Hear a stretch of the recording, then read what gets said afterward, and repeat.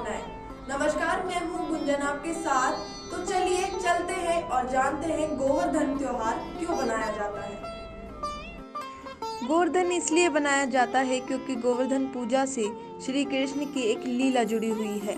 आपको बता दें कि इसके पीछे मान्यता है कि ब्रजवासी इंद्रदेव की पूजा करने की तैयारियां में जुटे हुए थे। सभी ब्रजवासी पूजा में कोई कमी नहीं छोड़ना चाहते थे, इसलिए अपना सामर्थ्य अनुसार सभी इंद्रदेव के लिए प्रसाद और भोग की व्यवस्था में जुटे हुए थे। उसी दौरान ये सब देखकर श्री कृष्ण ने अपनी माता यशोदा से सवाल किया कि आप किसकी पूजा की तैयारियां कर रहे हैं। इस सवाल का जवाब देते हुए माता यशोदा ने उत्तर दिया कि वो इंद्रदेव की पूजा करने की तैयारियां कर रही हैं।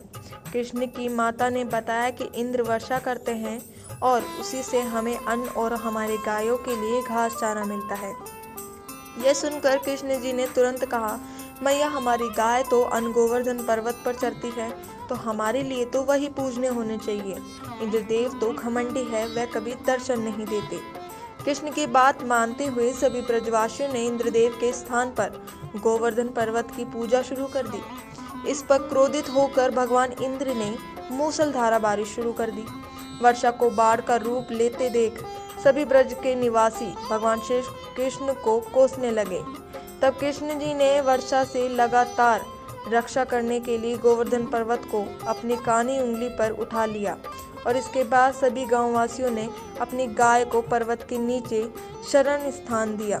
इससे इंद्रदेव और अधिक क्रोधित हो गए और वर्षा की गति पहले से और तेज कर दी। इसके बाद श्री कृष्ण ने इंद्र का अभिमान चूर करने के लिए शूद्रशर्ण चक्र से कहा कि आप पर्वत के ऊपर रहकर वर्षा की गति को नियंत्रित करें और शेषनाग से मेढ़ बनाकर पर्वत की ओर पानी आने से रोकने के लिए कहा। इंद्रदेव लगातार रात दिन मूसलधारा वर्षा करते रहे। कृष्ण ने 7 दिनों तक लगातार पर्वत को अपने हाथ पर उठाए रखा। इतना समय बीत जाने के बाद उन्हें एहसास हुआ कि कृष्ण कोई साधारण मनुष्य नहीं है। तब वह ब्रह्मा जी के पास गए। तब उन्हें मालूम हुआ कि कृष्ण कोई और नहीं, स्वयं श्री हरि कृष्ण के अवतार हैं।